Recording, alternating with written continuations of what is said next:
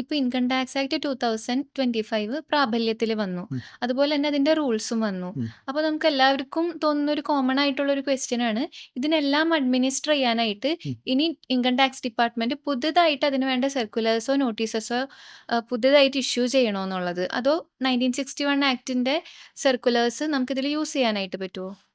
അത് എല്ലാവരുടെയും ഒരു സംശയമാണ്. കാരണം എന്താ സംഭവിക്കണം വെച്ച് കഴിഞ്ഞ് കഴിഞ്ഞാൽ പുതിയ ആക്ട് വന്നു, 2025 ആക്ട് വന്നു, പുതിയ റൂള് വന്നു.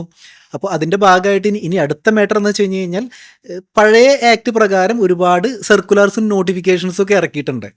അപ്പോൾ ഇനി പുതിയ ആക്ട് പ്രകാരം, കാരണം ഒരുപാട് സർക്കുലാർസ് ഉണ്ട്, ഇപ്പോൾ ആയിരക്കണക്കിന് സർക്കുലാർസും നോട്ടിഫിക്കേഷൻസും ഉണ്ടായിരിക്കും 1961 ആക്ട് പ്രകാരം.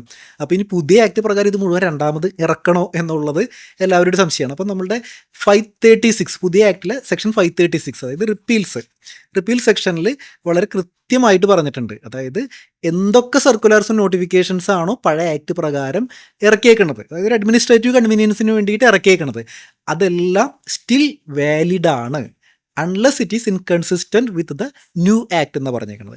എന്തായാലും 2025 ആക്ടായിട്ട് ഇൻകൺസിസ്റ്റൻ്റ് ആവാനായിട്ട് സാധ്യതയൊന്നുമില്ല.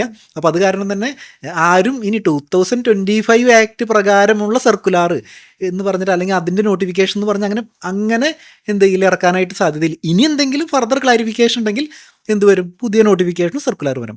അതല്ലാന്നുണ്ടെങ്കിൽ ഇതുവരെ 1961 തൊട്ട് ഇതുവരെ ഇറക്കിയേക്കണ എല്ലാ സർക്കുലാർസും നോട്ടിഫിക്കേഷൻസും എന്താണ്, it's still valid, still good എന്ന് നമ്മൾ മനസ്സിലാക്കേണ്ടി വരും.